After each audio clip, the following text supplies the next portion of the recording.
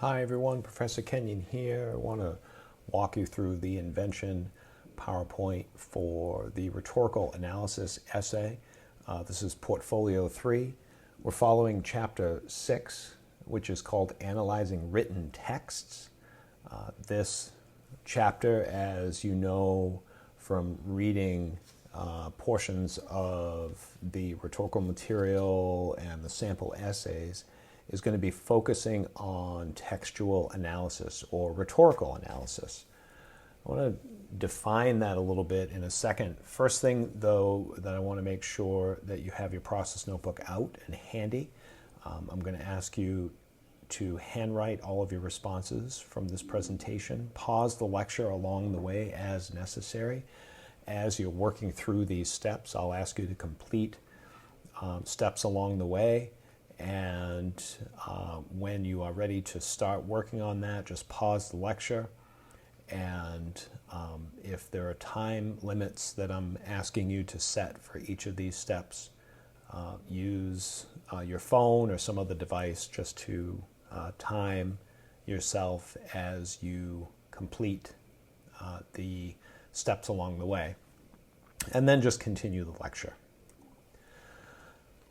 Before we get started, I want to talk a little bit about texts and rhetorical analysis. Rhetorical analysis is the act of dissecting any type of text, analyzing its parts, and determining how the text works as a whole. But how can we define a text? And what is a text? Rhetorical analysis is really just a way of looking at how something makes an argument. What are the certain parts of this type of text doing? How does it do its function? How does it do its job? How does it function? And then looking at that text as a whole. A text can be any medium that relays information, an argument, or an idea. Texts are something that engage any of the senses. So this isn't about just something that is presented to us in essay form or a book or even in written form. Sometimes texts don't use words at all. They'll use, sometimes they use images. For our purposes here, we're going to be focusing on written text, as I said, as we work through this. But considering this new definition, what I would like you to do is some deeper thinking here. In your process notebook, take a moment here, pause the lecture, and list as many different types of text that come to mind. Anything that engages the senses, any type of medium that is presenting an argument or an idea or getting information across to an audience. What are some of those types of texts, and what specifically can we learn about each through close analysis? Pause the lecture here and take a couple minutes to come up with some ideas. All right, moving on to part one, or step one of this PowerPoint in your process notebook. I want you to spend some time summarizing this first 5 minutes of the free write. Spend that time writing out the synopsis or a short summary of your chosen TED Talk. What's the main argument? What is the person talking about? What are some of the ideas that you remember of it? As much as you can remember about the synopsis or short summary. Do this in the next 5 minutes. Okay. With that, I want you to be thinking about finding purpose. What is the purpose of your chosen speech? Consider your synopsis that you've written. Think about what this person is trying to accomplish. This is deeply connected to the purposes of writing. Some of the things we've been talking about regarding the type of writing that we've been doing in class, thinking more about the critical framework of a piece of writing. What is the speaker trying to accomplish? What is the purpose of this text? Spend 5 minutes recording your thoughts and ideas about that.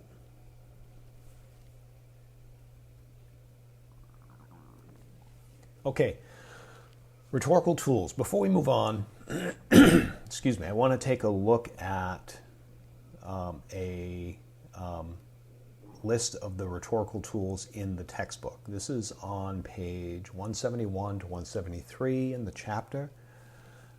There are several of them listed. These are not all of the rhetorical tools that are available to us, but these are a list of the most commonly used ones. Some of these you will recognize, some we've used already, like narration, description.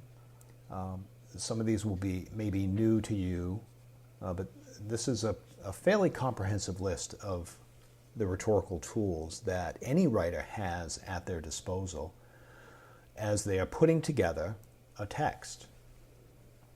So here's what I'd like you to do.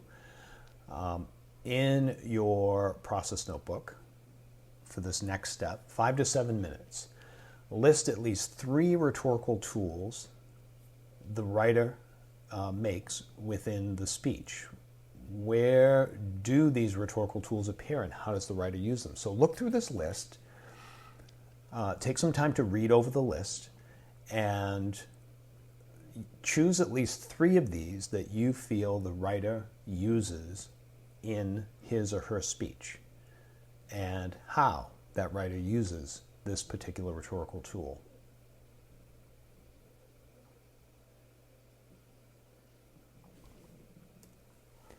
All right, next, what I would like you to do is to develop a critical framework for your chosen speech. Now, we've worked with this idea before in class, the critical framework. You've seen me draw on the board several times, this large box that's kind of broken into 4, the window pane. I want you to use a new page. If you're at the a place in your process notebook where you have at least half a page of blank page left over, you can use the bottom of that or flip to a new page if you're almost at the end of a sheet of paper. And I want you to draw a large frame, the 4-pane framework that I've used on the board in class, and label each of those: purpose, audience, voice. The last one, of course, is medium, but we know right now that this is a speech, and we'll come back to that one later on. And develop a critical framework. What is the speech's purpose? You've already started to explore that in a previous step, so I want you to kind of highlight those ideas. Who is the audience here, and what expectations does that create for the writer? Now, considering audience here, audience is not simply the people sitting in the audience at the time that the TED Talk was delivered. Thinking about purpose, thinking about the summary, what the speech is about, who is this particular writer addressing? Who are they trying to get their message across to? And then, of course, writer's voice, the voice within the speech, not the voice in the speech as you watched it, but the voice within the writing, the writer's voice in the written word. I want you to comment on that. So take a little bit of time and complete the critical framework for your chosen speech.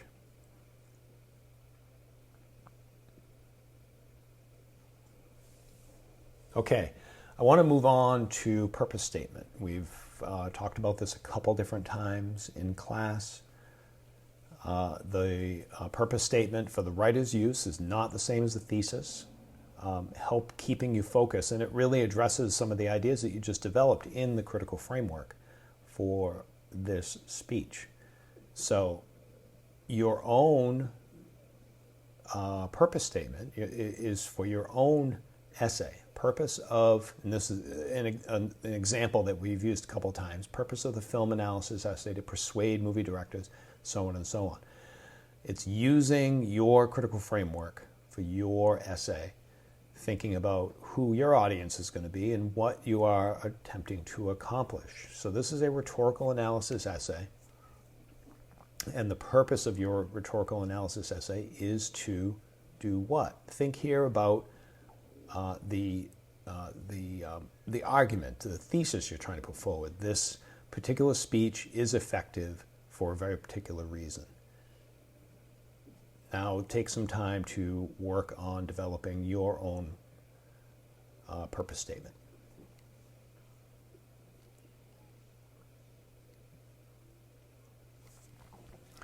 Okay, moving to the textbook, this last section of the PowerPoint here, completing your invention work by answering all the questions on page 176. Please make sure that your responses are detailed, thoughtful, at least a paragraph per question. The more material you create, the more material you respond with here will make the essay a lot easier for you to write. Now, as you know at this point, understanding the assignment sheet, you are working with a certain selection of rhetorical tools and the writing strategies that the writer has chosen to use. One of those, of course, being purpose, and then you're choosing the other two. The questions in the text on 176 are addressing all of those, all 8 of the writing strategies that I'm offering up for you to choose from. Take the time to answer all these questions that you'll see on the page there, that page 176, that there are several questions to answer. But some of these may not apply. If there is no intertextuality in your chosen essay, then you don't have anything to respond to for the question about intertextuality. But take your time to go through all these questions and make sure that you respond to each of these within your process notebook. Okay, I am including a checklist here. Make sure that you complete all 5 of these steps. You have all of these labeled in your process notebook. So when you go to turn it in, I can easily see all 5 of those steps. You're going to save all that work. Make sure that you are turning that in with your portfolio for credit. Any questions that come up, make sure you let me know. And good luck with your draft.